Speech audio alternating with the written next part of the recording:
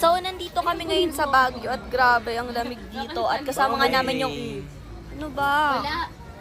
At kasama nga namin dito yung Manix family at yung pamilya. Ayan guys, oh.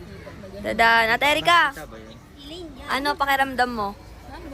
Masaya ka ngayon? Eh di wow. Ayan guys, Dalhin mo to, sama o namin. makakuha tayo ng baso. Ayun, nagjojo. Ano ba? Ang random mo naman. Ayan guys. Ayan diba? Grabe, ang ganda ng view dito. Sobrang namiss ko talaga dito sa Baguio. 810. Oo nga, sobrang namiss kita. Ano ba? Ayun, grabe. Ba kasi, Lim, pansinin mo na kasi ako, hindi naman totoo yun.